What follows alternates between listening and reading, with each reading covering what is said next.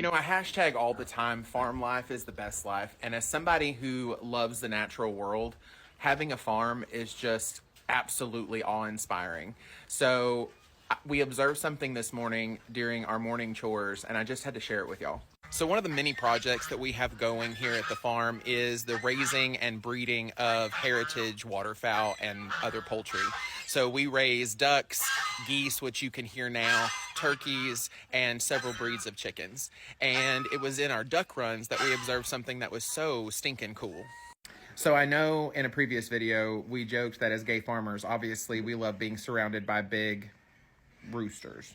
But truth be told, the ducks are my favorite on the farm by far. I just love the different color palettes that they come in, and particularly my favorite are the Saxony.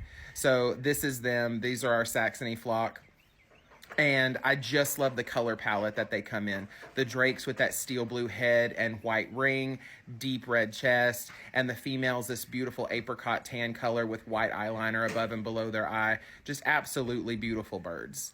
I also love that, like most mallard-derived ducks, they are sexually dimorphic, which means that females and males have different plumage types as adults.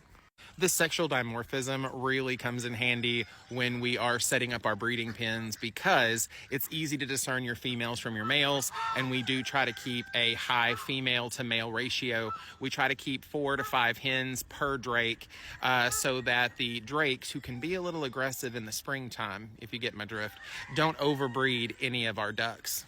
So about November, when we put all of these guys together for their breeding flock and choosing the males that we wanted to keep, we had about 12 females to 2 drakes. And after everybody came out of their winter molt and are getting ready for spring laying, it looks like we have 3. So this is Bert. And Bert went into the breeding pen as one of our veteran females. She is about 5 years old and went in looking just like this girl. Pardon them being a little bit wet. We got some rain this morning and they haven't finished preening themselves out. But after she came out of her winter molt, we started noticing her putting on male plumage.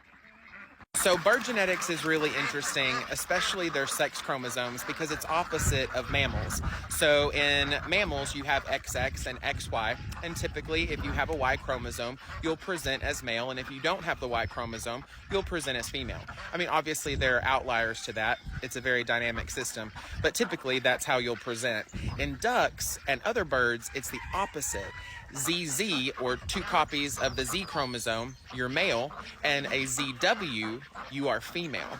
It's also really interesting that these guys, the females, only have 1 working ovary, and the other ovary is a premature cyst that doesn't develop fully. And that working ovary not only carries out their reproductive cycle, but also prohibits male hormones from the Z chromosome from flooding their system and making them male. In Bert's case, her ovary is no longer functioning properly, if at all, and she is now being flooded with androgens, or male hormones, and putting on this male plumage. So you can see a female in the front, a drake in the back, and then sweet Bert right here. So I started doing a little bit of research on it, and I couldn't find a lot of scholarly articles, and as a person with a biology background, I kind of try to shy away from just Google searches. But some of the things that I did find is that once that cyst develops into potentially a working testy, some poultry have actually been able to fertilize eggs of other hens, and they themselves were once hens. Absolutely amazing. So I'll keep you updated on Bert's transition and see if she completely turns into a drake or if she still lays eggs for us this spring.